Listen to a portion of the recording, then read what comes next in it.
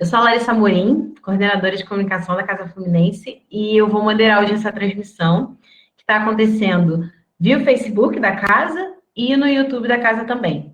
A gente queria começar agradecendo os parceiros, né? A gente queria começar agradecendo o GT da Agenda 2030 e as agendas locais, na Maré, em Queimados, em Japeri, em São Gonçalo e Santa Cruz. Está todo mundo aí retransmitindo a nossa live. No nosso site e aqui na barrinha na lateral, vocês vão encontrar os QR Codes que, enfim, só aproximar a tela e ali vocês vão conseguir já baixar a publicação completa da casa, né, o mapa da desigualdade, e também encontrar maneiras de contribuir para a Casa Fluminense.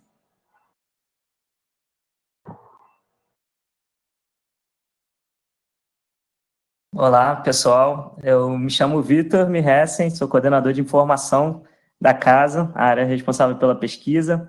É um desafio necessário, mas é também de uma responsabilidade grande para a gente produzir e divulgar um trabalho dessa dimensão, especialmente no momento que a pandemia tem tornado o enfrentamento das nossas desigualdades ainda mais emergencial e inadiável.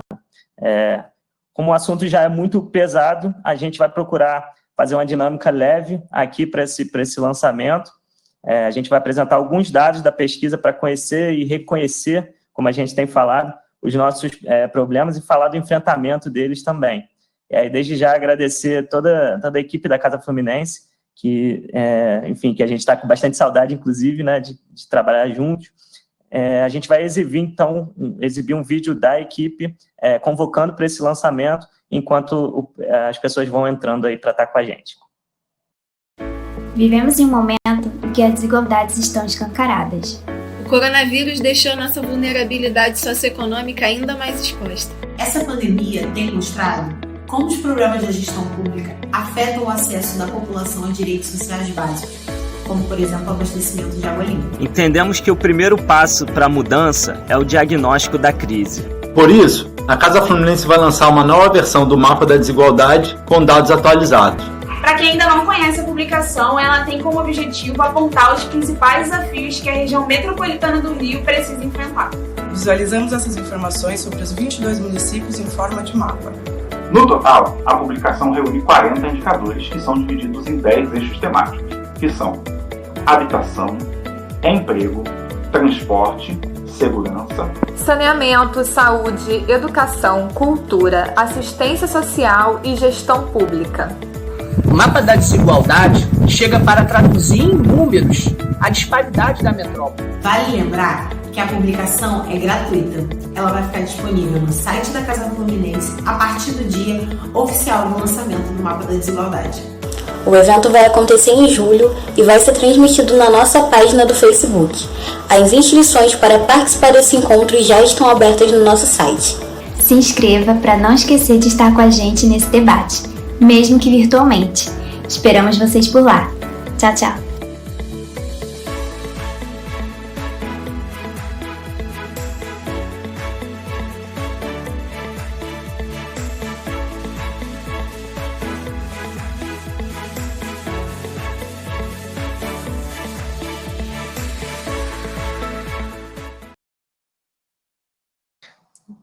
É isso, e nós chegamos com 40 indicadores a partir de 26 bases que a gente consultou entre as oficiais e as que a gente mesmo gerou, para olhar para essas 22 cidades a partir de 10 eixos temáticos, que aí tanto o mapa como a Agenda Rio 2030, elas vão se debruçar esse ano aí nessa nossa busca de aprimorar nossas publicações aí desde 2013.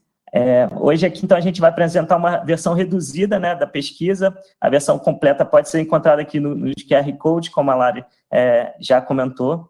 A gente, trabalhando esses 40 indicadores, 26 bases, 22 municípios e esses 10 eixos temáticos, a gente busca trabalhar também com um binômio que é de diagnósticos e propostas, né? Então, eles caminham juntos para a Casa Fluminense. A gente tem o objetivo ali com o mapa, que é de comunicar as desigualdades, montar esse retrato das desigualdades, das diferenças de qualidade de vida entre os municípios, os bairros, as favelas, e as diferenças no acesso a direitos das pessoas que habitam esses territórios. Então, para pautar debates para os projetos, para as ações e as políticas públicas, que visam a justiça social e territorial para o enfrentamento de desigualdades estruturais. É isso, e quando a gente fala de desigualdades estruturais, né, é isso, a gente não está falando só de renda ou sobre patrimonialismo, né? Eu acho que o combate à pobreza, o racismo, o machismo e a degradação do meio ambiente, essas são nossas metas, né? É isso que precisa estar no centro do debate sobre essas desigualdades. Como o Vitor falou, é isso, a gente vai perseguir esses 4 valores, né? A justiça econômica, a justiça racial, de gênero, a justiça ambiental, tanto nos indicadores do mapa, quanto nas proposições da Agenda Rio 2030, que a gente lança mais à frente. Para contextualizar, para a gente perceber essa profundidade disso, o Brasil ele tem a segunda pior concentração de renda do mundo, ele fica apenas atrás do Catar. A gente vai procurar, então, mostrar como que essas desigualdades se apresentam no Rio de Janeiro, né? Por isso, a gente quer convocar aqui 2 pessoas geniais que construíram, enfim, forma e conteúdo, da informação e da comunicação da casa, do mapa, a Tainara Cabral e o Guilherme Braga, para apresentar para a gente os dados. Olá, gente, bom dia, tudo bem? Muito feliz de estar aqui com vocês. Eu sou Guilherme Braga, sou de Seropédica, falando de Campo Grande, e sou um dos pesquisadores do Mapa da Desigualdade. Olá, gente, bom dia. Sou Tainara Cabral, sou assessora de comunicação da Casa Fluminense e sou responsável pelo projeto visual dos mapas.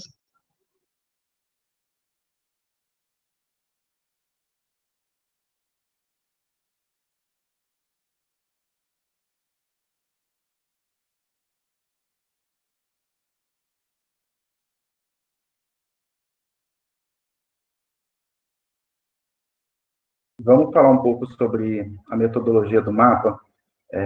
Um dos primeiros passos que nós fizemos para a construção desse mapa foi a revisão e a avaliação dos mapas da desigualdade anteriores. Alguns deles, os mapas anteriores, estão disponíveis no site da Casa Fluminense. E esse foi o nosso primeiro passo, olhar aquilo que a gente já tinha feito sobre desigualdade na região metropolitana do Rio de Janeiro. É isso, e o passo 2 foi a seleção e organização dos novos indicadores a partir dos eixos e valores da Agenda Rio, né? A nossa agenda propositiva de políticas públicas, então todos os indicadores dentro do mapa estão atravessados com os eixos da Agenda Rio 2030. O terceiro passo foi coletar e tabular dados a partir de bases abertas, fontes públicas, além dos pedidos via Lei de Acesso à Informação que nós fizemos também, tanto para prefeituras quanto para o governo do Estado.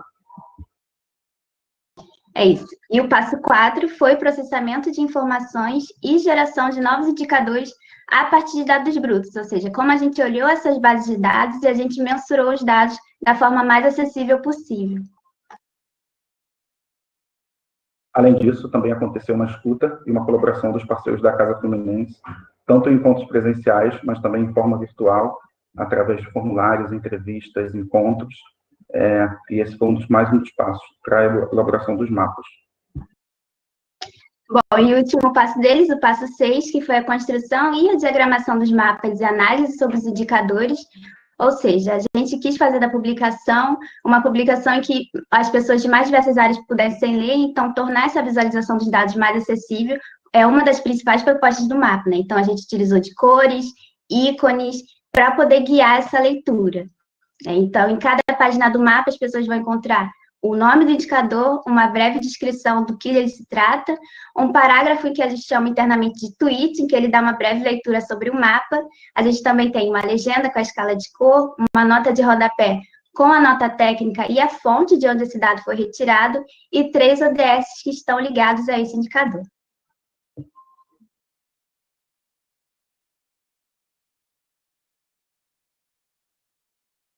Essa é a tela do nosso primeiro mapa, o mapa de renda média. Esse mapa vai mostrar como é o rendimento médio dos moradores da região metropolitana do Rio de Janeiro, ou seja, o quanto as pessoas ganham por mês, considerando todas as suas fontes de renda. Esse é um mapa baseado no censo de 2010. Seus valores foram corrigidos para o ano de 2020 através de índices de inflação. E o que a gente percebe nesse mapa é uma concentração das populações com renda mais alta no litoral, especialmente no litoral oceânico, na zona sul do Rio de Janeiro, na Barra da Tijuca e também em Niterói. E conforme a gente vai caminhando em direção à periferia da região metropolitana, a gente percebe que a renda dos moradores vai se tornando cada vez mais baixa. E esse é um percurso que a gente vai fazer ao longo de todo o mapa, e vai ser possível perceber o quanto as informações que estão disponíveis nesse mapa se comunicam com aquelas outras que aparecem nos outros mapas também.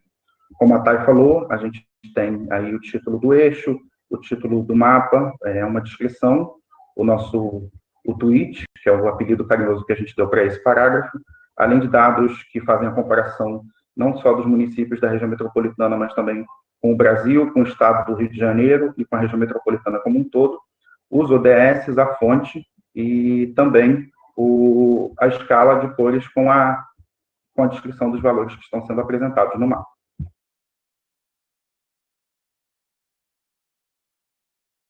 Bom, é isso. Tendo em mente o mapa anterior que o Gui apresentou, né, que é de como a renda se distribui pela metrópole, a gente inevitavelmente precisa falar de quem são essas pessoas que estão localizadas nesse território, né, como que a metrópole se distribui racialmente. Então, esse dado, população negra, a gente descreve o percentual da população negra, preta ou parda, em relação ao total de habitantes, né? Então, a gente percebe ali uma concentração da população branca nas áreas mais privilegiadas da cidade, né, nos CEPs mais caros, né, e também, não por acaso, são os CEPs onde a renda é maior, como o mapa anterior mostra, e a população negra se concentra por toda a periferia metropolitana, né. E tendo esse mapa também em mente, o próximo,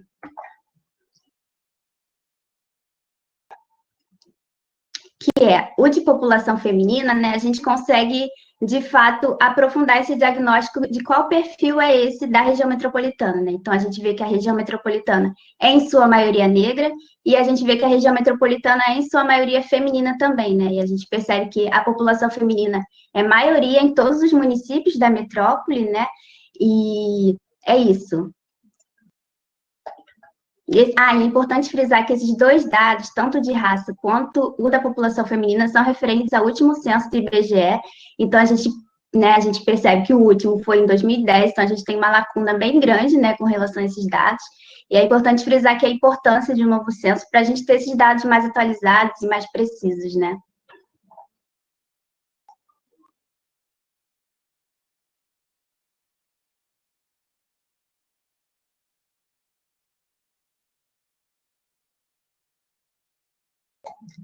Gui, o microfone está mudo. Perdão, gente.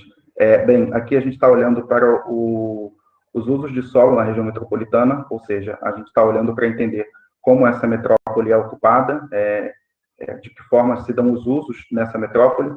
Essa é uma metrópole de muitos contrastes, é a metrópole famosa por ter o Formigueiro das Américas, que é o apelido que recebe o município de São João de Meriti, assim como também o município de Nilópolis, ao seu lado, que também é um município com ocupação muito densa, mas, ao mesmo tempo, a gente também está falando de uma metrópole que tem algumas das maiores florestas urbanas do mundo, e, além disso, a gente percebe nesse mapa que nas periferias da metrópole, da região metropolitana do Rio de Janeiro, existe um potencial rural muito grande com o uso de solo relacionado a atividades agrícolas.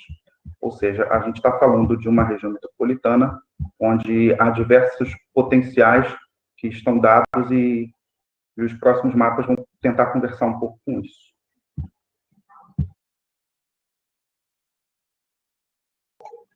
Perfeito, Gui. Bom, abrindo este emprego, a gente traz, né, dois indicadores que retratam essas desigualdades de renda, né, e de acesso a oportunidades. Então, a gente trouxe aqui como destaque o 2B, que é a diferença salarial entre brancos e negros, em que esse mapa ele vai mostrar a diferença de remuneração salarial média entre brancos e negros por município, né? Então, a gente percebe que em todos os municípios, com exceção de Cachoeira de Macacu, em todos os municípios, brancos recebem mais do que negros, né?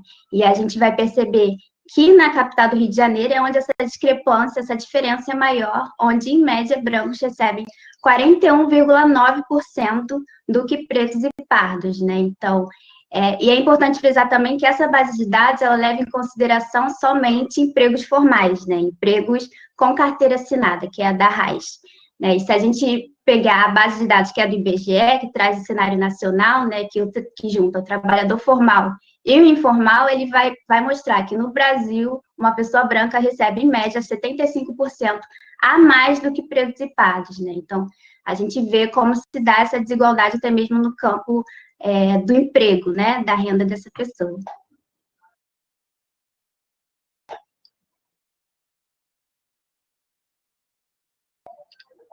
Aqui a gente olha para mais um mapa, esse é o primeiro mapa do eixo transporte, e esse mapa fala sobre o peso da tarifa no transporte público. Ou seja, o que a gente calculou aqui foi, considerando o valor da passagem dos ônibus municipais em cada um dos municípios da região metropolitana, a gente quis entender o quanto do percentual da renda das pessoas seria gasto se elas comprassem 44 passagens de ônibus, ou seja, um ônibus de ida e um ônibus de volta durante os dias úteis do mês. E a gente percebe que nas regiões mais ricas da metrópole, esse comprometimento de renda não chega a 5%.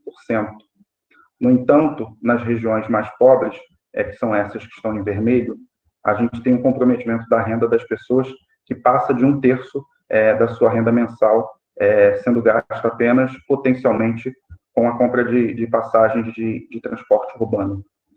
Esse mapa ele foi feito com dados pré-pandemia, ou seja, a gente está falando ainda de um modelo de transporte que segue a lógica do financiamento somente com o custeio das passagens, e o que a gente tem percebido hoje em dia é que esse modelo de financiamento não está se sustentando, porque para ele funcionar é necessário que os ônibus andem lotados. Ou seja, o que a gente tem aqui é o diagnóstico de uma situação que vai precisar ser enfrentada na região metropolitana nesse período de retomada, na chegada dessa nova região metropolitana que a gente vai ter que conhecer a partir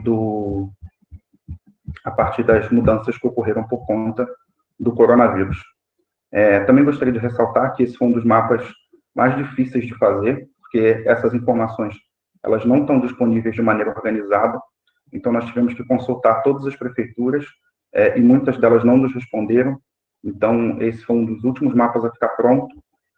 Foi difícil uma coleta de dados, uma organização desses valores das tarifas em cada um dos municípios da região metropolitana. Importante ressaltar que o município de Tanguá está na cor cinza, porque nesse município não há linhas de ônibus municipais. Todos os ônibus que passam na cidade de Tanguá são apenas aqueles que se deslocam para outros municípios. Ainda sobre transporte, a gente vai olhar esse mapa de transportes ativos, ou seja, que são aqueles deslocamentos feitos a pé ou de bicicleta. E o que a gente percebe é que nas periferias da metrópole, nos municípios da Baixada Fluminense e do Leste Metropolitano, o percentual de viagens feitas a pé ou de bicicleta tende a ser maior. E embora esse dado possa contar uma história positiva de cidades compactas, onde as pessoas podem fazer a sua atividade no entorno de casa, fazer as suas atividades a pé ou de bicicleta, sem precisar percorrer grandes distâncias, a nossa interpretação desse dado é que, na prática, a gente percebe uma maior presença do uso de caminhada e de bicicleta em municípios onde a oferta de transporte público é baixa ou onde o custo das passagens é muito alto. Ou seja, nesses casos, as pessoas não têm alternativa a não ser usar os seus próprios meios para se deslocar nas suas cidades.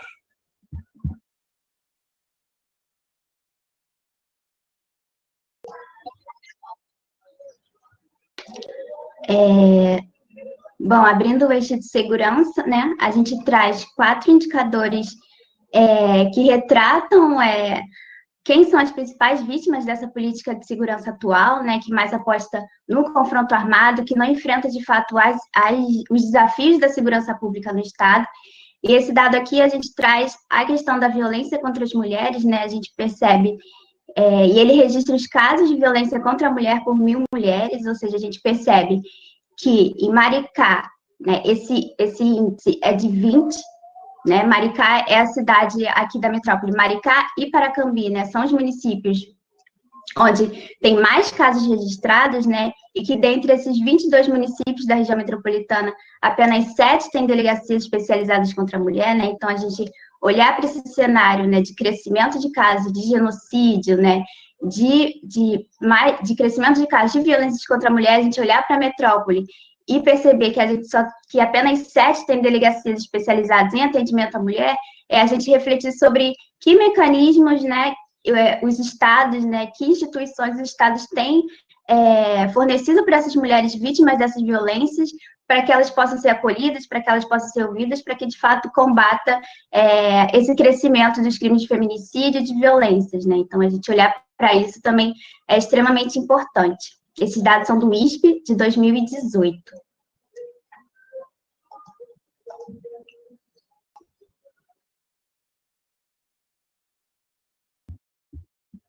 Aqui nós estamos olhando para os dados de saneamento básico, mais especificamente sobre o tratamento de esgoto. A pergunta que esse mapa responde é quantos por cento dos moradores, o esgoto de quantos por cento dos moradores de cada cidade é tratado. Eu gostaria de ressaltar que no caso da Baía de Guanabara, a gente percebe que a maioria dos municípios no entorno da Baía trata menos de 10% do seu esgoto, e, portanto, a gente está aqui olhando para essa situação da Baía de Guanabara sendo poluída, apesar dos esforços de despoluição há mais de 20 anos, a gente percebe que a coleta de esgoto ainda não chegou na maioria desses municípios. Por outro lado, eu gostaria de olhar também para o oeste metropolitano, e a gente tem aí os casos dos municípios de Itaguaí, Seropédica, Japeri e Paracambi, onde simplesmente nenhum por cento, nada de esgoto dos seus habitantes é tratado. Esses 4 municípios são municípios que estão na bacia do Rio Guandu. Então, vamos lembrar que ainda esse ano, a gente começou esse ano falando sobre a crise da geosmina, da poluição das águas no Rio Guandu, e o que a gente percebe é que na bacia do Rio Guandu, a gente tem 4 municípios onde o esgoto não é tratado, ou seja, essa nossa região metropolitana do Rio de Janeiro, essa metrópole de 2 baías, percebe os municípios no entorno de cada uma de suas 2 baías, com o percentual praticamente nulo de esgoto sendo tratado.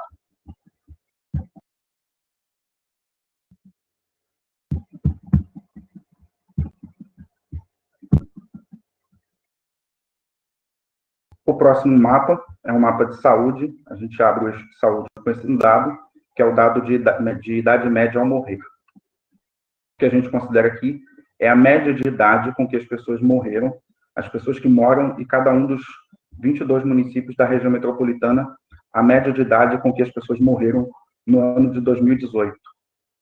Esse mapa também traz dados intramunicipais. Então, no caso do município do Rio de Janeiro, é possível perceber esses valores para cada uma das 33 regiões administrativas da cidade do Rio de Janeiro. Bom, é isso, né? Como o guia apresentou, a gente pode observar que nas regiões litorâneas, né, a expectativa de vida são melhores, né? Mas é importante a gente frisar que a gente leva em consideração aqui o todo, né? Por exemplo, em Niterói, que tem a maior expectativa de vida, que é de 70 anos, quando a gente faz esse recorte racial, né? Quando a gente compara a diferença de idade média morrer entre brancos e negros, a gente vê que Niterói, que é o município onde tem a maior expectativa de vida, é o município também que tem a maior diferença de idade média de morrer entre brancos e negros, né? A gente vê que em Niterói, essa discrepância chega a 13 anos, ou seja, a população negra em Niterói morre 13 anos mais cedo do que a população branca, né? E esses dados, ou seja, esse dado aqui, ele é acima da média da região metropolitana e também é muito acima da média nacional, né? Do Brasil, que é de uma diferença de 8 anos, né? Então, esse dado, ele ajuda muito a gente a pensar e refletir para quem essas políticas públicas estão funcionando de fato e para quem não está acessando elas, né? Bom, no eixo de educação, a gente traz 4 indicadores muito voltados para a educação básica, né? E nesse daqui, a gente trouxe como destaque na apresentação matrículas em creches, em que ele vai levar em consideração o percentual de crianças de 0 a 3 anos matriculadas em creches em relação ao total, né?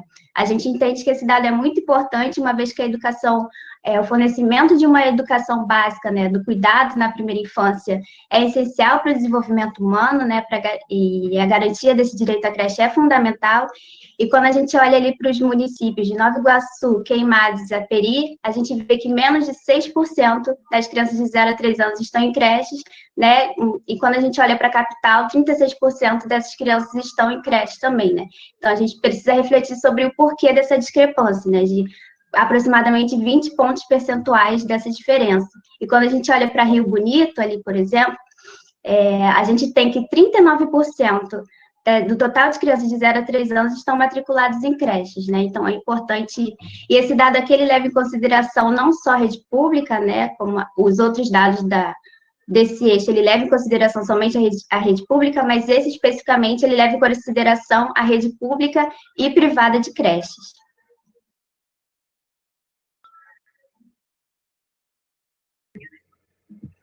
Estamos no eixo cultura agora. Esse é o nosso mapa de salas de cinema. Esse mapa foi produzido a partir da base de dados da Ancine e depois nós reconferimos esses dados. Então, nós verificamos um a um para conferir se os valores estavam certos. Portanto, esse é um mapa gerado a partir de bases públicas, mas também a partir da geração cidadã de dados. O que a gente vê nesse mapa é a concentração das salas de cinema na região metropolitana do Rio de Janeiro. Então, antes de mais nada, eu gostaria de chamar a atenção que praticamente metade das salas de cinema na região metropolitana do Rio de Janeiro estão localizadas no eixo entre a Barra da Tijuca e a Grande Tijuca, passando pela zona sul do Rio de Janeiro, embora nessas regiões habitem apenas 16,3% da população da região metropolitana do Rio de Janeiro. Ainda gostaria de chamar a atenção que nos cinemas localizados na periferia da região metropolitana, e a gente está falando tanto da Zona Oeste quanto da Zona Norte da cidade do Rio de Janeiro, mas também dos municípios da Baixada e do Leste, o que a gente percebe é que essa presença desses cinemas está muito associada ao shopping center, ou seja, é um acesso ao cinema que tem custos associados, além do acesso ao equipamento cultural como um todo. E esse é um mapa interessante também, porque ele mostra as informações que não estão apresentadas no mapa. Ou seja, se a gente fosse considerar os cineclubes que existem na região metropolitana do Rio de Janeiro, é bastante provável que o mapa fosse o inverso, que a concentração de cineclubes e de iniciativas populares de acesso à cultura e de distribuição de cultura estariam nessas regiões em que o mapa aparece na cor branca, ou seja, os 11 municípios da região metropolitana do Rio de Janeiro, onde não há nenhuma sala de cinema.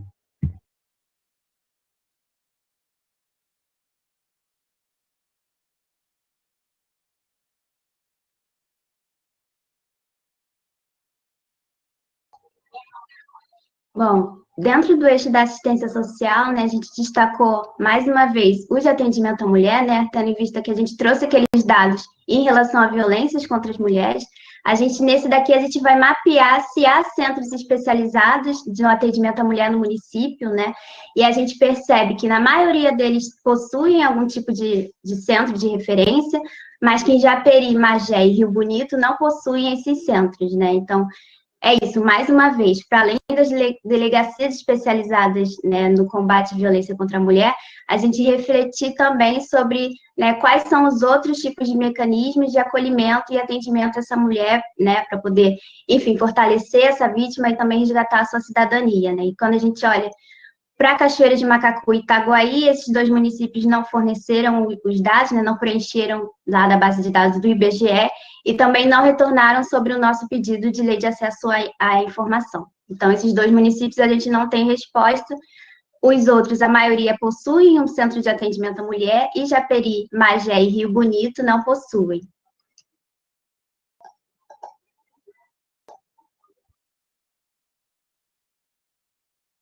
Bom, e dentro da gestão pública, né, enfim, dentro da gestão pública, a gente trouxe 4 indicadores que mostram também essas desigualdades, né, na área da gestão, e a gente trouxe daqui a questão do orçamento per capita dos municípios, né, qual é a renda dos municípios. Então, a gente vê aqui que Maricá é o que mais tem essa receita líquida, a receita líquida mais alta da região metropolitana do Rio, né? Então, os dados de Magé e Seropédica não estão disponíveis no sistema de informações contábeis e fiscais e foram obtidos através do Tribunal de Contas do TCE.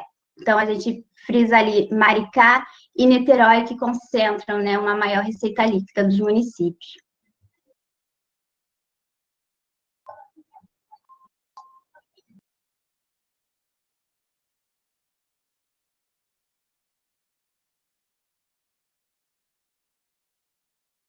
Bom, é isso, enfim, uma série de dados aí que a gente precisa se debruçar e essa discussão cada vez mais inadiável. A gente separou, e aí Gui e Thay, enfim, maravilhosa essa apresentação de vocês. As pessoas estão pedindo um pouco, e aí, Gui, comentar um pouco sobre as dificuldades, né, de acesso a esses dados, e você contou um pouquinho, né, dos desafios que você teve. E aí, e Thay também, estão pedindo para a gente comentar sobre as estratégias de visualização desses mapas, né, qual foi ali o desenho que a gente encontrou para fazer eles serem comunicáveis, para alcançar o público aí, com relação a essas estatísticas, esses números. Tá beleza? Vamos então, Gui e Thay.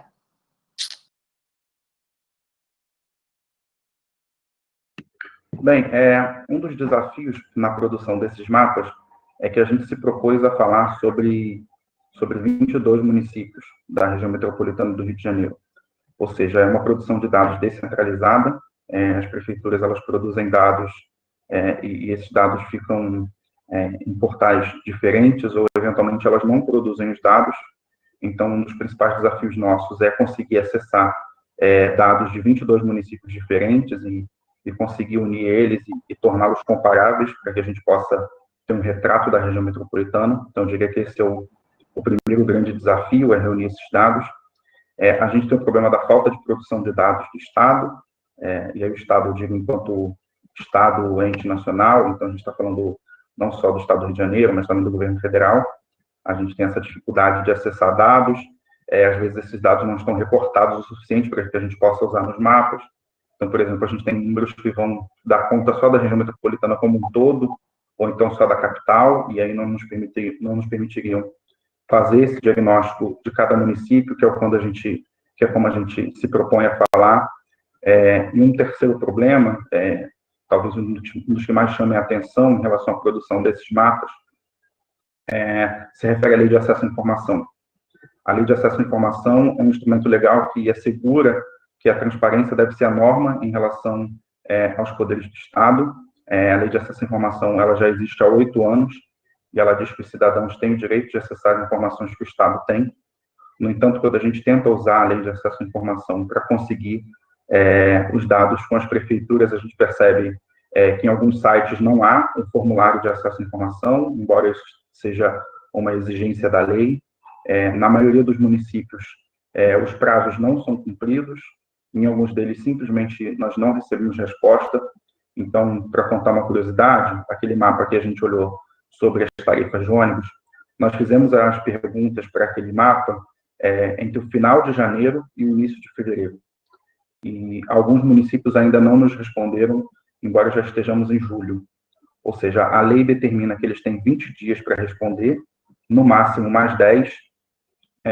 No entanto, mesmo após mais de 100 dias, alguns municípios ainda não enviaram respostas a perguntas bastante simples, como, por exemplo, qual é o preço da passagem nessa cidade? E as prefeituras não nos responderam. Nós tentamos ligar para algumas prefeituras e os servidores municipais não sabiam informar essas informações, nos orientaram a perguntar direto às empresas de ônibus. Ou seja, essa história, essa anedota nos conta um pouco sobre como é difícil coletar dados, mesmo que os dados mais simples, na região metropolitana do Rio de Janeiro.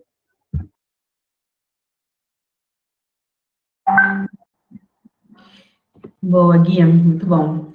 É isso, agora a gente queria ouvir também um pouquinho da Tainara Cabral, aí, compartilhando um pouco também, falando um pouco sobre a experiência dela, né, nesse processo do desenvolvimento do projeto visual, né, do mapa da desigualdade, como é que foi esse esforço, né, em torno da visualização dos dados, né, de tornar esses dados mais acessíveis, e aí também complementar um pouquinho ali com esses dois dados que a gente falou ali, queria ainda falar no ciclo anterior, sobre pessoas negras assassinadas pelo Estado e mulheres no legislativo, que a gente considera que são indicadores aí fundamentais para pensar e debater desigualdade. Perfeito, Lari. Vou começar pelos últimos mapas, né, que é para a gente poder retomar o debate. Pode projetar a apresentação de novo?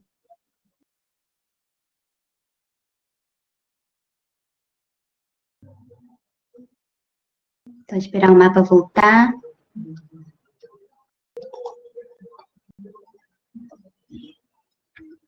Mas, enfim, né, falando sobre esse desafio de tornar a visualização dos dados mais acessível, né, acho que foi sempre, desde o início, né, da construção, desde a pesquisa, né, essa forma de como a gente faz a leitura dos dados e como a gente mensura ele da forma mais acessível possível, é uma dessas etapas, e depois como a gente representa eles graficamente, né.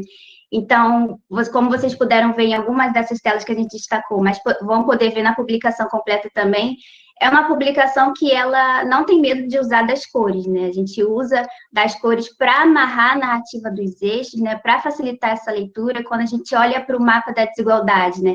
A gente vê que os municípios, né, que têm os piores ou os melhores indicadores, eles vão estar mais destacados, né? Essas cores vão estar mais destacadas, né? E isso torna a leitura muito mais facilitada, né? E a gente quis também fazer dessa publicação uma publicação que não seja só academicista, né? Que só um perfil determinado de pessoas possam fazer a leitura disso. A gente fez com que esse mapa ele pudesse ser facilmente interpretado por mais diversas pessoas, que esses mapas possam ser usados em salas de aula, que esses mapas podem ser usados em rodas de conversas, por exemplo. Então, para que mais pessoas possam se apropriar dessas narrativas, para que, de fato, se empoderem e cobrem nos seus municípios, nos seus territórios, né? Então, todos os elementos gráficos ali são para, de fato, tornar essa leitura também mais afetiva, mais próxima das pessoas que, muitas das vezes, não consomem esse tipo de conteúdo também, né? Ou se veem distantes dele, né? E voltando para o eixo da segurança pública, né? Que é um dado importante para a gente refletir também que a gente não está falando só de dado, a gente está falando de vidas, né? São vidas aqui, essas porcentagens, esses índices, essas taxas, são vidas de pessoas que são afetadas por isso. E quando a gente volta aqui para o eixo de segurança pública, eu não sei se já está projetado para vocês, mas a gente tem... A gente tem, né, a gente traz no eixo de segurança pública, como eu falei anteriormente, né, quem são as principais vítimas desse atual modelo de segurança pública, né, que mais investe em confronto armado, né, que causa mais morte do que, de fato, enfrenta os desafios da segurança pública no estado do Rio. E quando a gente olha, né, para esse indicador, pessoas negras assassinadas pelo Estado, a gente vê, de fato, que existe um genocídio em curso, né, e esse genocídio, ele tem sido... ele tem, na força policial, uma dessas ferramentas de perpetuação dele, e quando a gente olha para esse mapa, a gente vê que tem 5 municípios onde todas as vítimas assassinadas pelo Estado são de pessoas negras, né? E é importante a gente frisar que esses dados, né, essas porcentagens, elas levam em consideração os casos dentro dos municípios, ou seja, quando a gente olha para Petrópolis, Cachoeiras de Macacu, Guapimirim, Seropédica, que tem um número de 100%, quantitativamente, esses números são inferiores em relação à capital, que tem 81% das suas vítimas pelo estado de pessoas negras, né? Então, a porcentagem desses municípios das bordas se destaca, mas em outros municípios, o quantitativo de pessoas negras assassinadas pelo estado é muito maior, né? E quando a gente olha a média nacional e a média do estado, a gente vê que na região metropolitana, a média de pessoas negras assassinadas pelo Estado é muito maior que no estado do Rio de Janeiro e muito maior do que a média nacional no Brasil. Então, a gente vê um cenário muito, muito urgente da gente pautar isso, né, de repensar essa política de segurança que a gente tem utilizado, que o atual governo Witzel tem utilizado para enfrentar os problemas de segurança pública, né.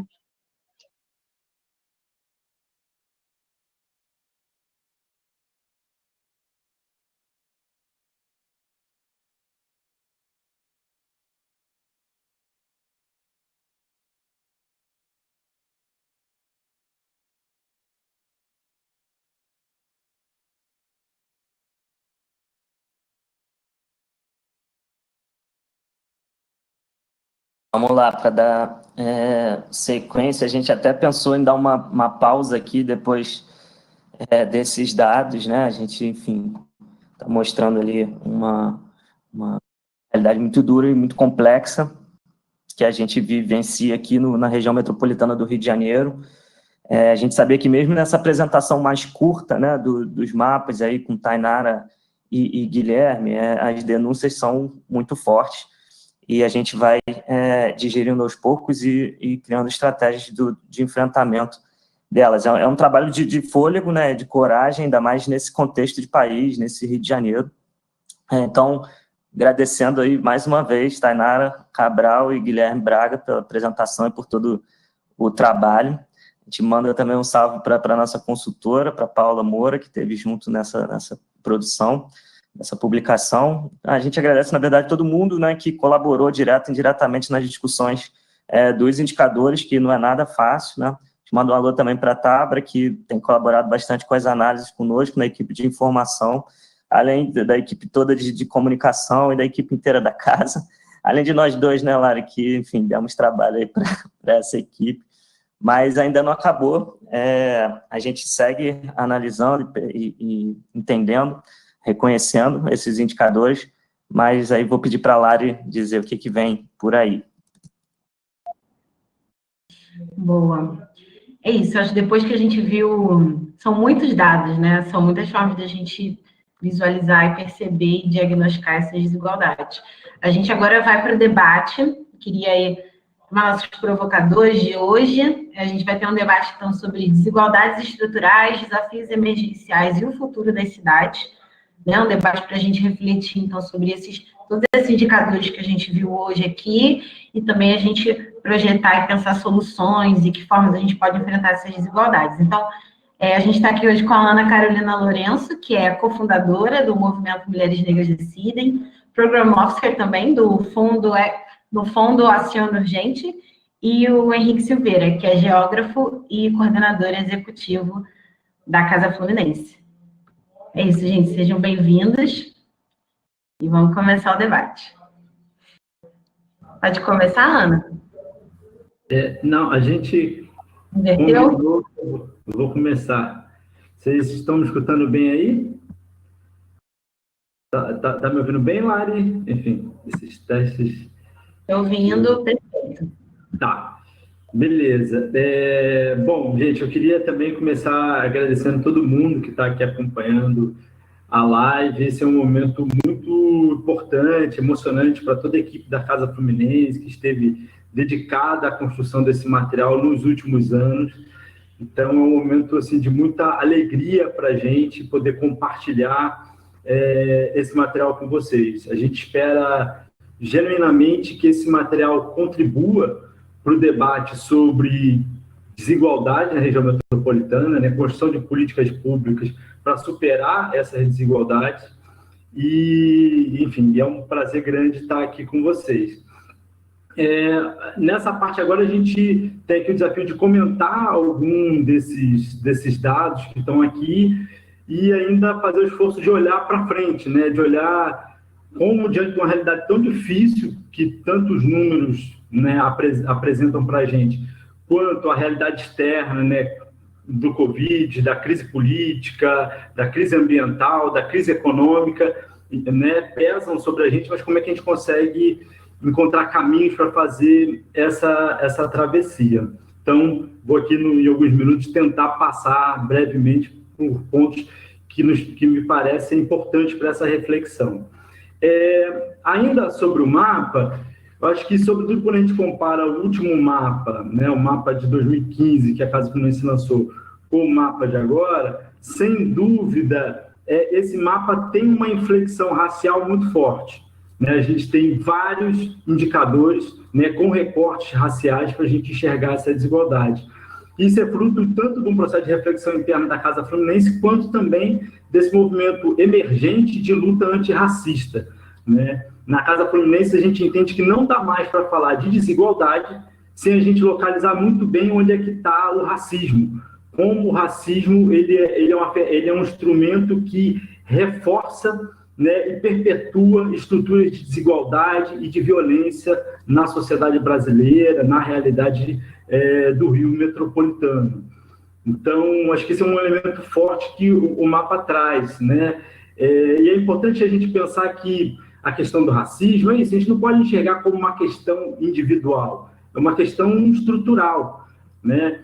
E para enxergar como questão estrutural, a gente precisa olhar na nossa história, na história brasileira, identificar no processo de escravidão, né, que durou séculos, né, qual é o legado que esse processo de escravidão deixou para a gente até hoje. Né? Esse legado ele vai se transformando, né, nesse racismo estrutural que impõe condições de vida e acesso a serviços públicos diferentes por conta da cor da sua pele, de onde você mora.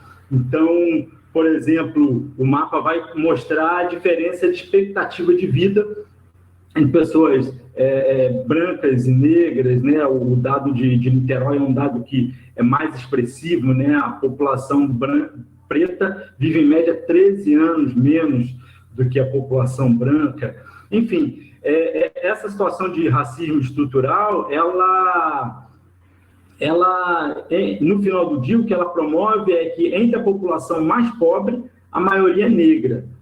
Entre a população que mais sofre violência policial, assassinato, né, a maioria é negra. Entre quem mais morre por falta de acesso a um serviço público de saúde de qualidade, a maioria é negra. Então, o mapa busca colaborar nessa discussão, né, de superação, de compreensão do racismo, como ele se dá em diferentes aspectos da nossa vida, quanto também para caminhos para a gente poder superar.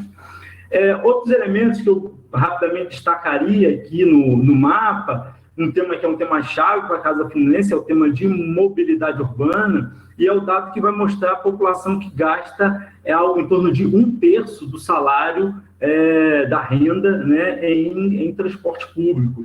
E eu queria aqui destacar quem é essa população que gasta, né, 1/3 da renda em transporte. A gente está falando da população que mora mais longe, da população que gasta 2, 3 horas para se deslocar, da população que ganha um salário muito pouco, muito baixo, tem um tipo de trabalho muito precarizado. Então, já é uma condição de vida muito difícil e, ainda por cima, é quem mais vai gastar da pouca renda que tem com o transporte público.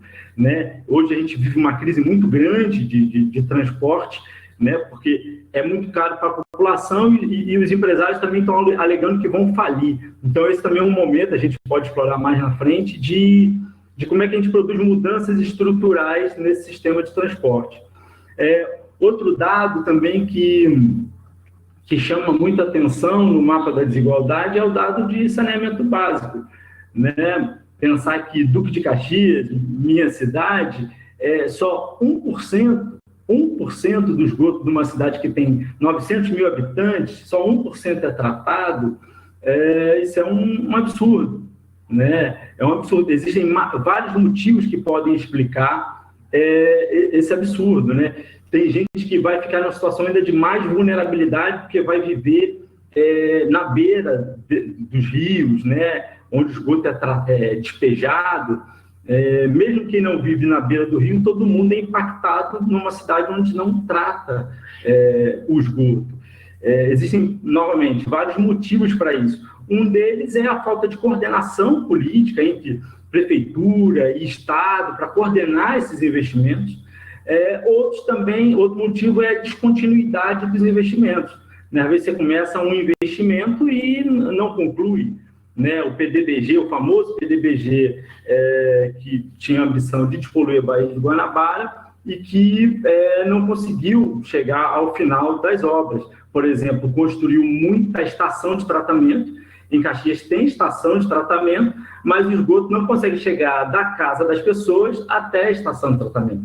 Esse pedaço da obra, essa descontinuidade, impediu que o serviço fosse completado, e hoje a gente tem esse quadro tão absurdo de taxa de tratamento de esgoto. Então, novamente, o mapa vai para cada dado desse dá uma discussão aprofundada sobre os motivos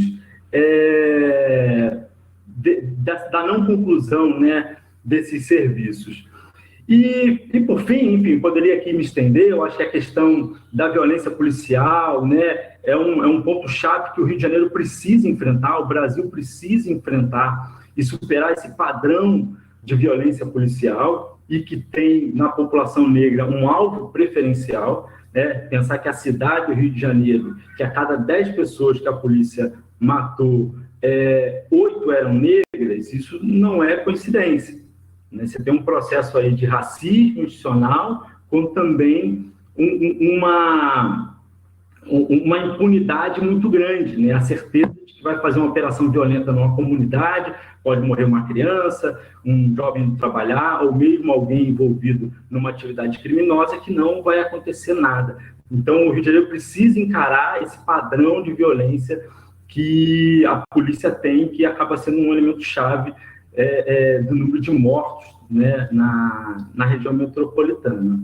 Então, novamente, esses são alguns aspectos que eu destacaria e queria aqui, nesses 3 minutos finais, um pouco olhar, nesse cenário difícil, como é que a gente deveria caminhar, qual é o caminho possível para isso, né? A gente, na Casa Fluminense, tem feito, né, faz essa discussão de proposição, né, junto com outras organizações da sociedade civil, e eu acho que a gente pode resumir aquilo que a gente defende lá na Agenda Rio, né, na Agenda Rio 2030, com uma seguinte visão de cidade para enfrentar nesse momento, né, para que a gente possa criar caminhos de futuro. Primeiro, a gente precisa reconhecer que a gente tem um conjunto de problemas urbanos, muitos, né, de trânsito, de habitação precária, de violência, né, de segurança pública. A gente tem um conjunto desses problemas que diminui a qualidade de vida da população e, muitas vezes, a própria capacidade de geração de atividades econômicas, de emprego e renda. Então, um cenário urbano que vai se deteriorando, né? Então, para enfrentar esse problema, a gente precisa de soluções urbanas. O Rio de Janeiro, a região metropolitana, seus diversos municípios, precisam produzir soluções urbanas para a mobilidade, para o saneamento, para a habitação, para a segurança pública. Essas questões, essas soluções urbanas, elas não serão resolvidas, né, da noite para o dia, mas a gente precisa urgentemente endereçá-las, organizá-las, com planejamento, com financiamento, da maneira correta, para que ao longo dos anos esses problemas sejam equacionados. Então, tem um trabalho de organização dessas soluções urbanas. Se a gente fizer bem esse trabalho de planejamento e organização delas, a gente pode criar uma alavanca para a geração de emprego, né? Porque para fazer saneamento e habitação, por exemplo, a gente gera trabalho e renda.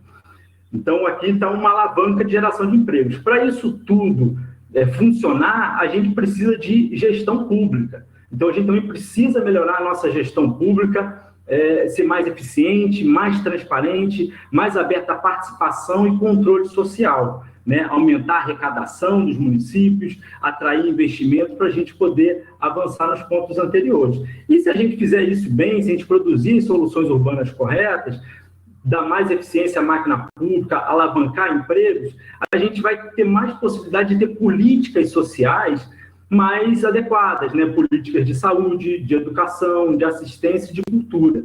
E eu acho que, fechando aqui com cultura, a cultura no sentido mais amplo possível, né? Cultura como direito à fruição, cultura como resgate da nossa identidade, da nossa autoestima, e cultura também como possibilidade de emprego e renda também, né? Vinculado às cadeias da economia criativa, né? Cadeias do entretenimento, da produção de conteúdo, do turismo, são elementos que, com muita coordenação política, a gente pode avançar na cidade. Mas esse é um ponto importante, que precisamos de lideranças na cidade, novas lideranças, para empurrar a agenda pública nessa direção que persiga reduzir desigualdades, ampliar a participação social e construir, sim, um desenvolvimento de longo prazo, um desenvolvimento sustentável, capaz de incluir o conjunto da população, principalmente a população mais pobre. Então, era um pouco essa mensagem que eu queria partilhar aqui, enfim, parabenizando também muito a equipe da casa que trabalhou para produzir esse material, disponibilizar aqui para vocês, e a gente segue no debate público em busca de transformação social. É isso. Obrigado, gente.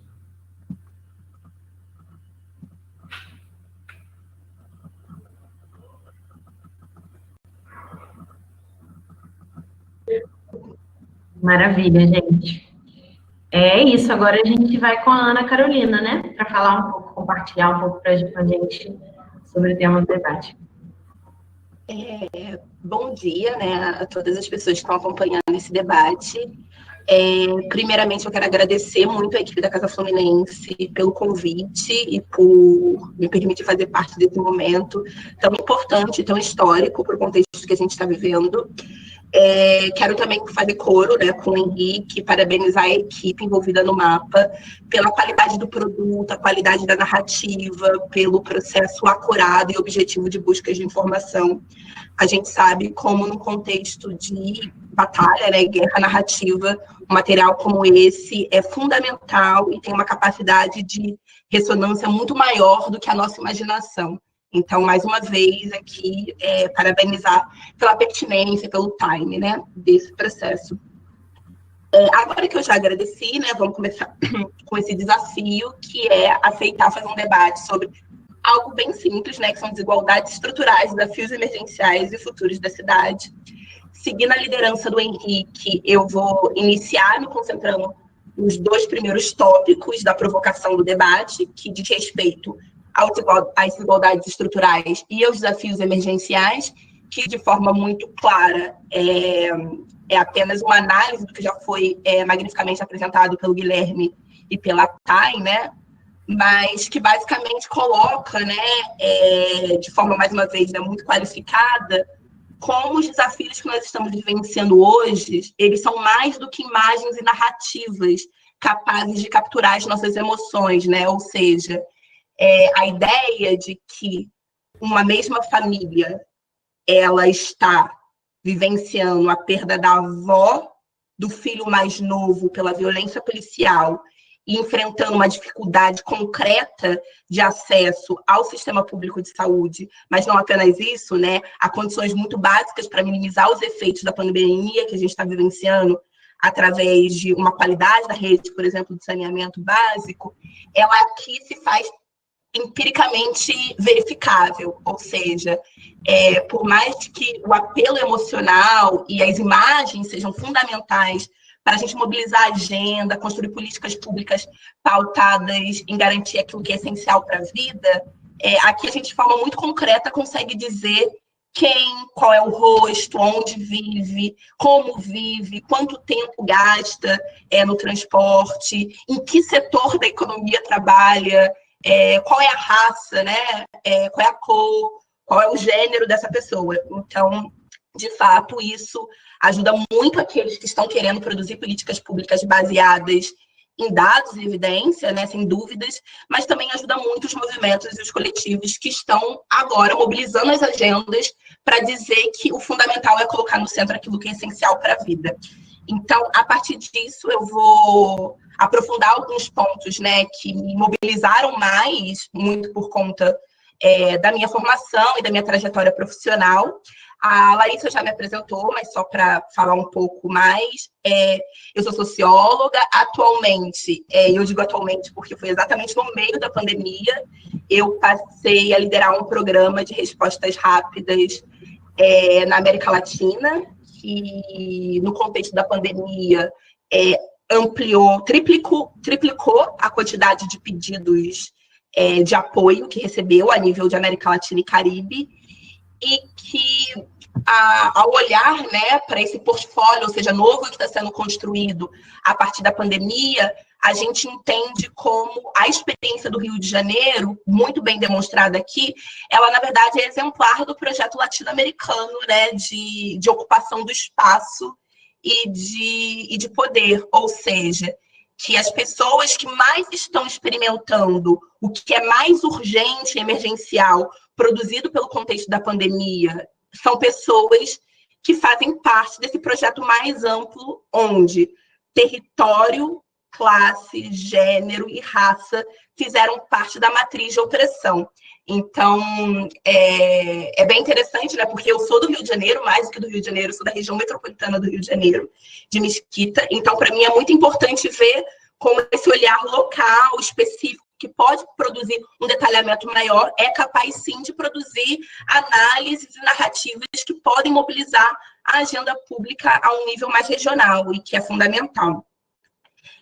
Quando a gente olha, né, para o que a gente chama de desafios estruturais no campo das ciências sociais, mais especificamente, né, das matrizes de opressão, né, como eu coloquei, sem dúvidas a categoria renda, ela é uma categoria chave de leitura, né, não só por conta da tradição dos debates de classe, que fazem parte, né, da forma como a gente vê as políticas públicas, mas também na forma como a gente analisa os fenômenos sociais e urbanos, mas porque, como muito bem demonstrado pelo mapa, a chave de renda aqui, ela revela como as outras estruturas se operam e se interseccionam.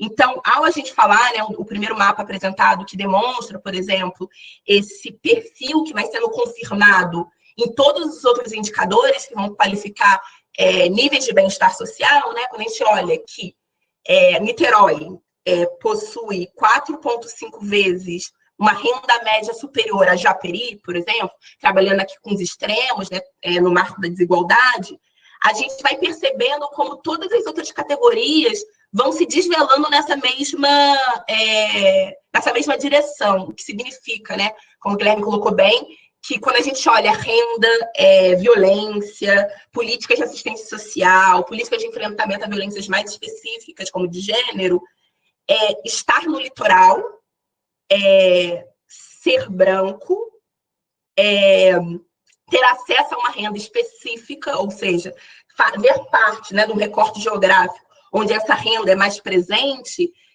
amplifica e qualifica a sua chance de viver, quando a gente olha os dados tanto de letalidade policial, mas de renda, de média índice de morte, né, idade média de morte.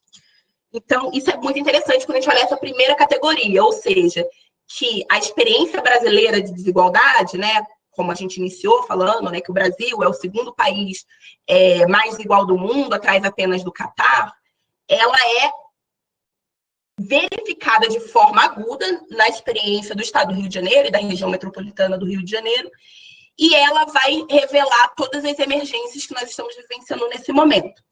Quando a gente qualifica mais a emergência, ou seja, a gente tenta entender o caso brasileiro, né, e aqui o caso fluminense, o porquê da experiência emergencial que a gente vivencia ser tão aguda no nosso território, aqui a gente tem que olhar de forma mais específica, para além desse projeto de longo prazo, né, que eu iniciei falando, a gente tem que olhar para as nossas capacidades de respostas a nível de Estado e de políticas públicas.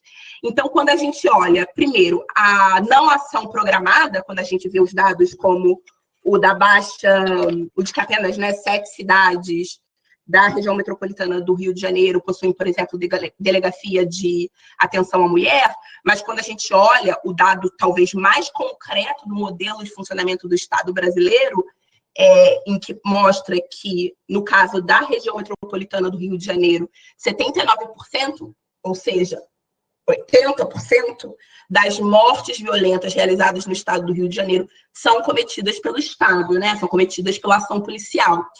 Quando a gente olha para esse dado, mais do que dizer que a gente vive uma crise de segurança pública, uma crise ética, uma crise de horizontes de mudança, a gente diz que, para além da inação que marca a condução das políticas públicas no Brasil e nas outras partes do mundo, o caso fluminense e de outras metrópoles e estados do Brasil aponta para, na verdade, uma grande ação do Estado programada na destruição da vida, ou seja, né, se a gente aqui quer construir uma agenda política propositiva baseada em né, no que é essencial à vida, a gente vê, na verdade, um modelo de Estado, um setor do Estado programado para, na verdade, garantir aquilo que é essencial à morte, ou seja, né, aquilo que é essencial à autodestruição, né, do ponto de vista da população.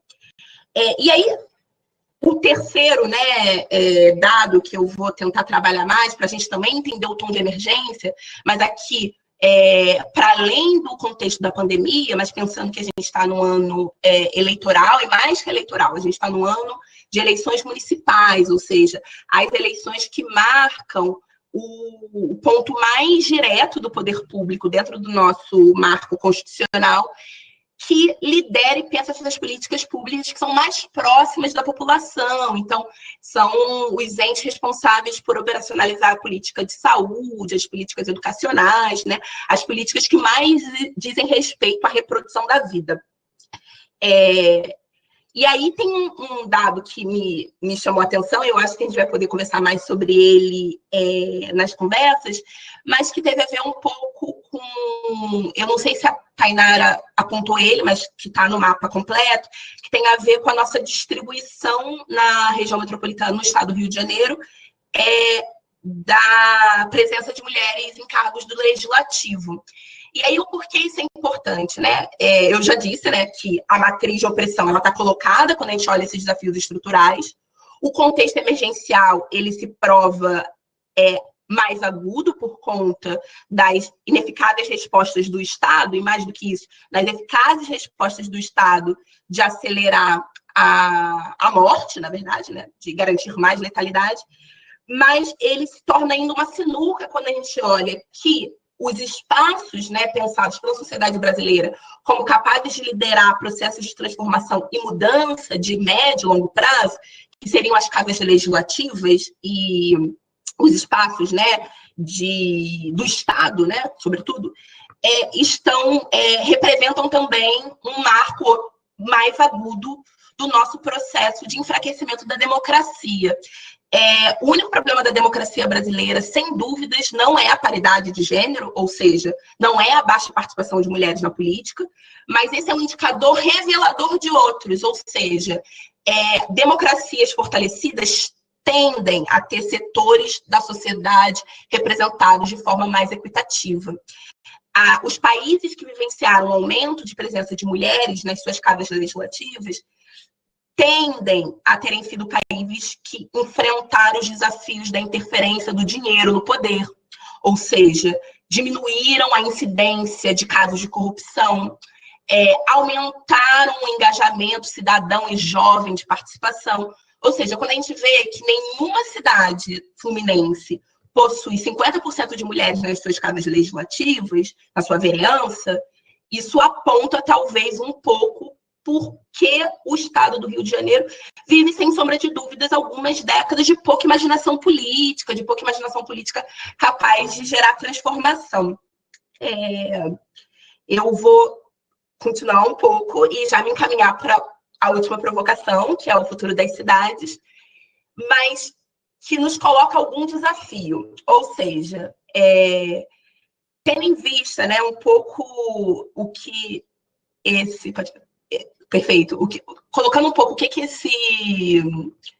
esse cenário nos coloca, né, que eu descrevi agora, de que a gente vivencia um momento emergencial, onde as nossas dívidas de igualdade estão batendo a porta, porque nós não resolvemos os problemas que nós deveríamos ter resolvido no século XX, a gente precisa apontar para um cenário de transformação e mudança, capaz, sim, de repensar os futuros das cidades.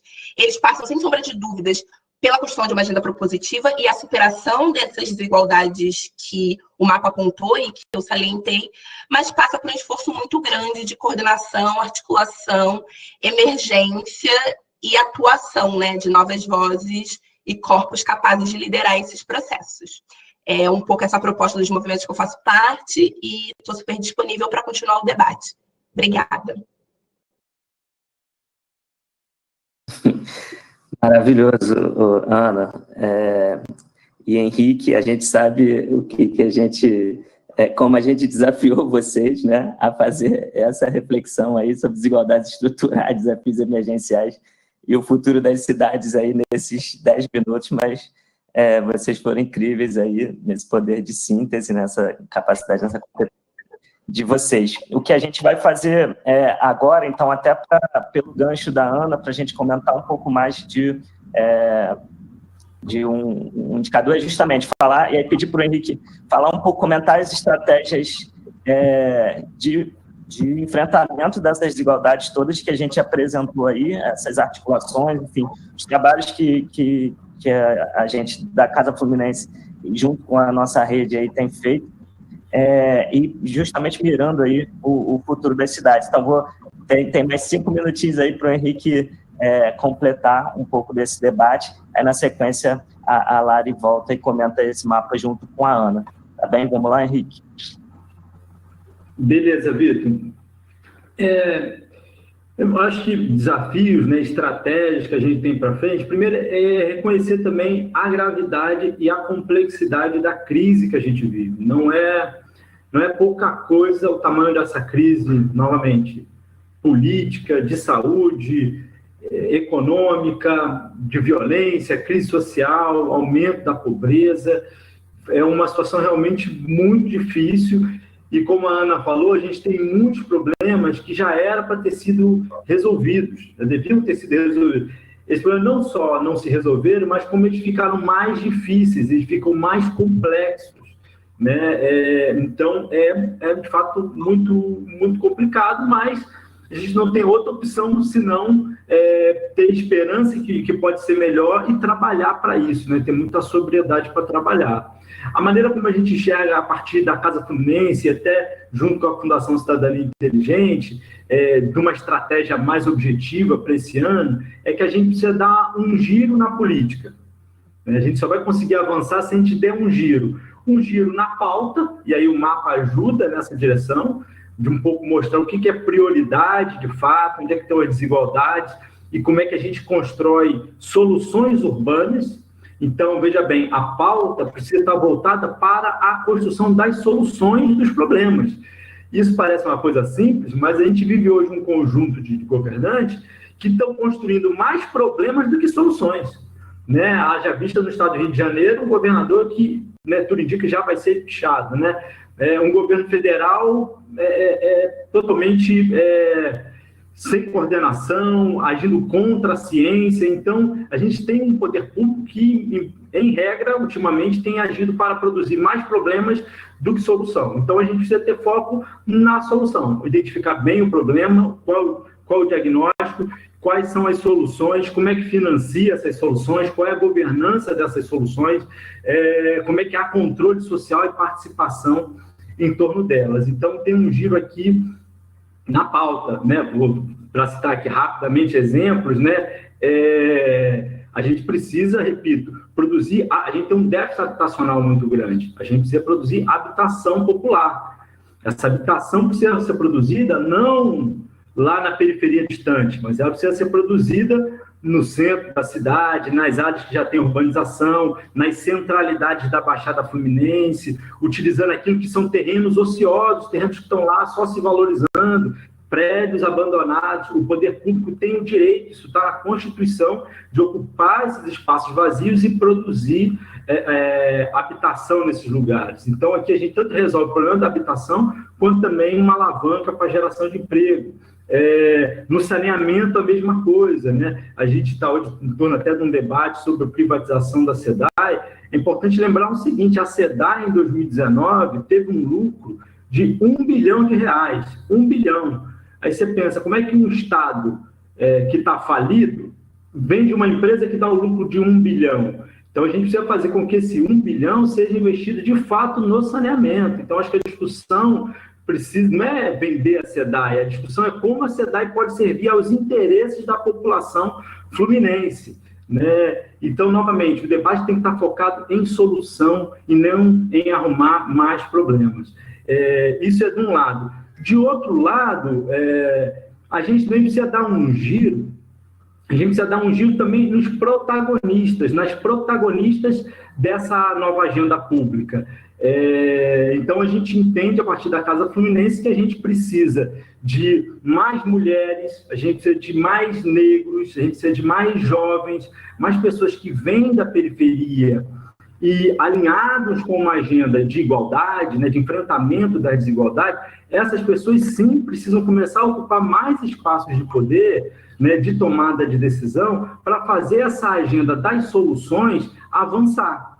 Né? A gente precisa dessa renovação popular, né, de gente comprometido com uma pauta antirracista, antimachista, mas também orientadas para uma agenda de futuro, né, de novas tecnologias.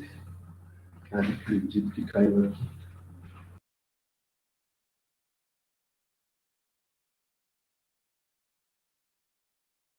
Opa!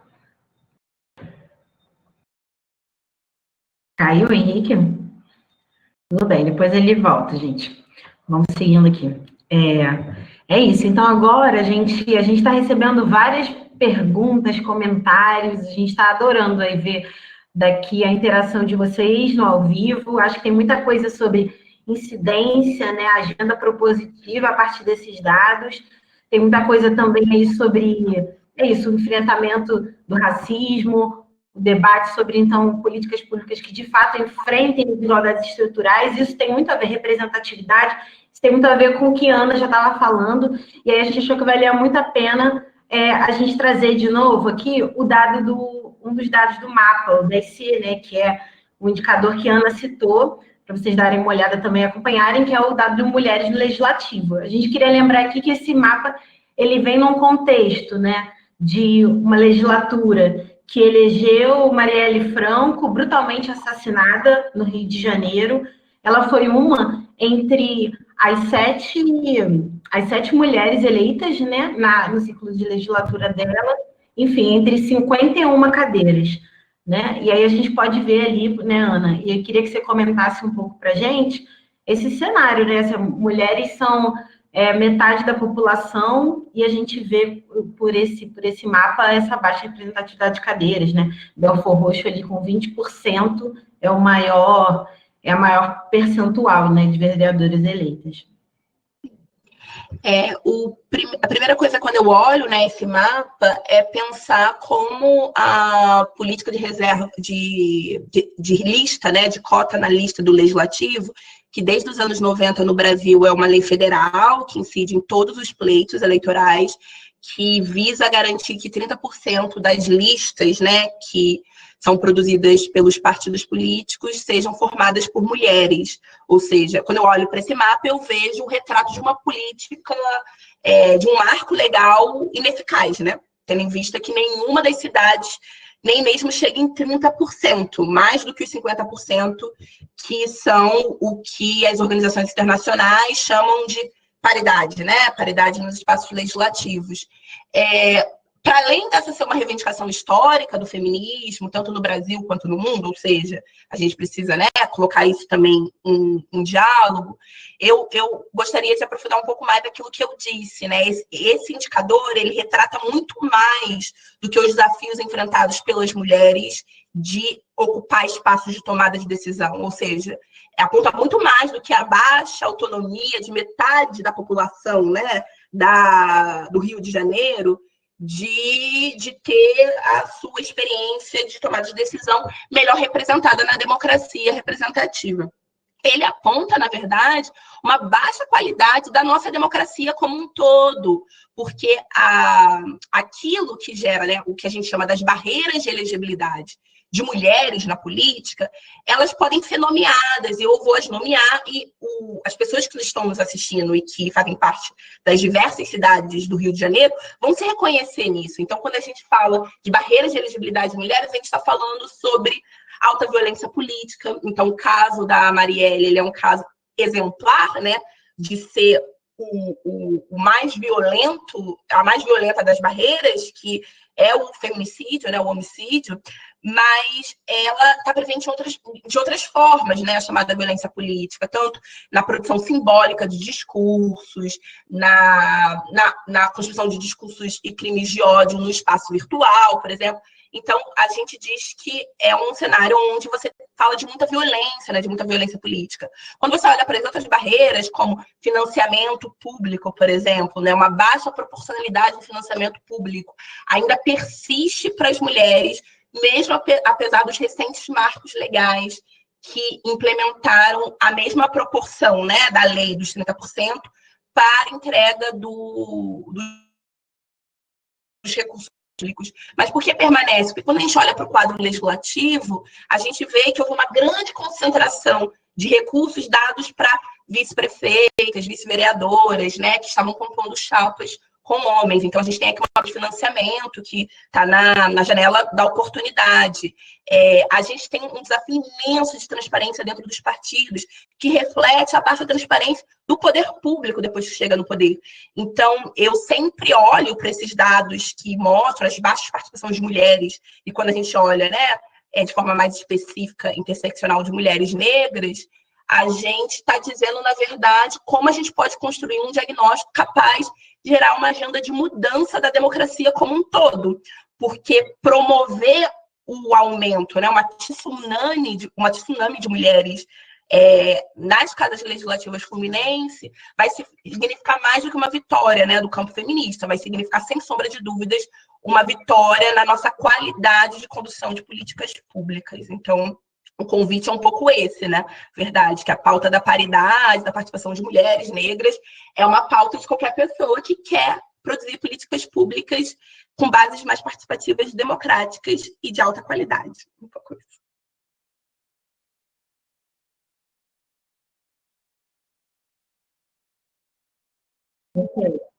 Perfeito, Ana, muito bom. Ótimo te ouvir, ótimo ouvir o Henrique. É isso, gente, essas discussões e o debate aqui, ele está só começando, né? É impossível a gente esgotar tudo aqui, todos os temas.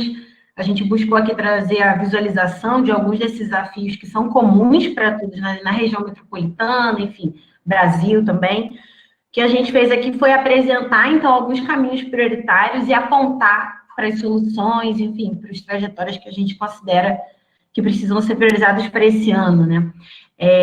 A gente tem certeza que o caminho começa na periferia, por pensar essa região. Agora a gente quer ouvir, né, Vitor, um pouquinho de algumas das nossas lideranças sociais, de uma galera incrível aí que está produzindo e fazendo a diferença. É isso, Lário. A gente vai ouvir mais algumas lideranças aí, além das que já falaram hoje, né? A gente perguntou como o mapa ajuda a sua agenda para as lideranças que estão em Queimados, em São Gonçalo, na Maré, em Santa Cruz, em Japeri. Elas estão em rede buscando elaborar as agendas locais, né, de propostas para os seus territórios e estão junto com a gente nessa caminhada. Então, vamos assisti-los.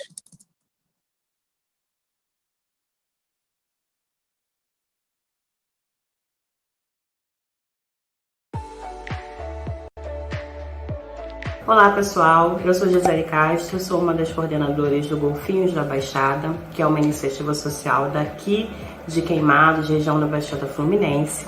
Eu sou Leonel Medeiros, daqui de Queimados, Baixada, e faço parte da construção do projeto de desenvolvimento Queimados 2030. Meu nome é Juliana Marques, eu trabalho no Data Lab, que é um laboratório de dados e narrativas que fica no Complexo da Maré. Me chamo Breno Henrique, sou integrante do Data Lab. Meu nome é Gustavo, eu moro no município de São Gonçalo, no leste fluminense. Meu nome é Amanda, eu sou de São Gonçalo e estamos por aqui produzindo a Agenda Ressuscita São Gonçalo.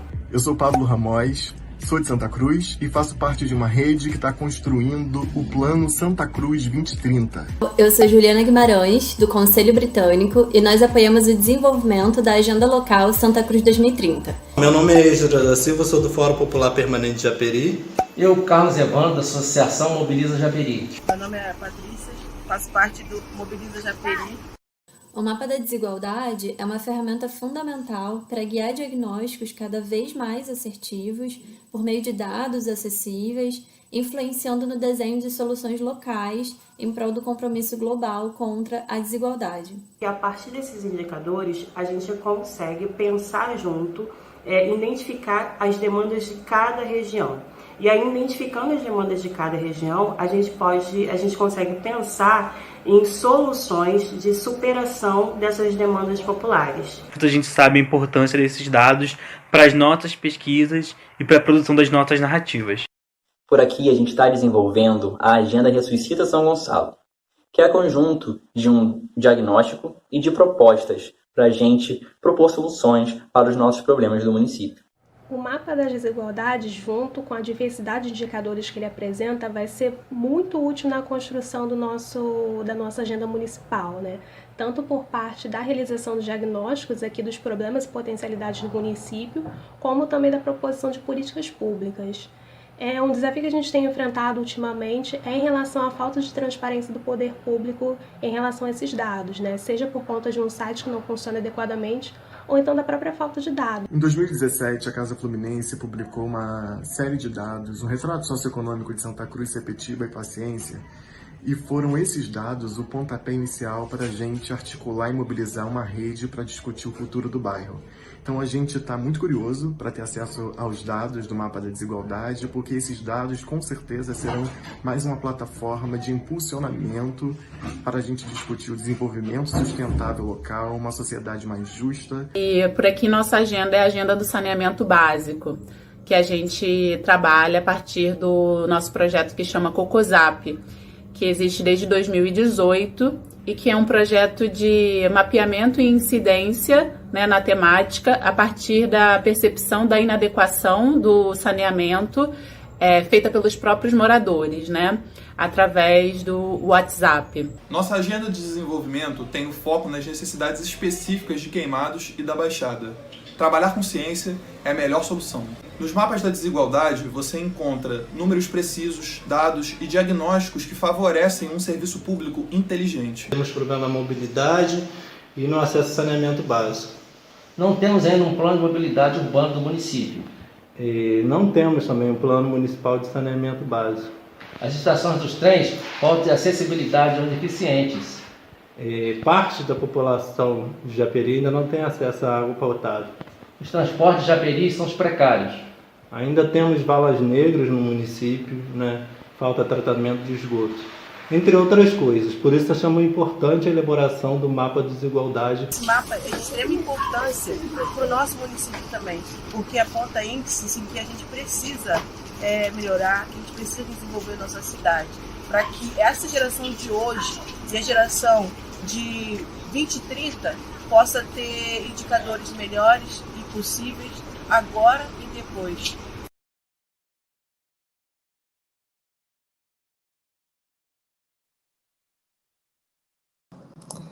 É isso, muito bom ouvir nossos parceiros das agendas locais, enfim, é um orgulho fazer parte dessa rede. A Casa Fluminense é muito contente de tê-la perto, sempre.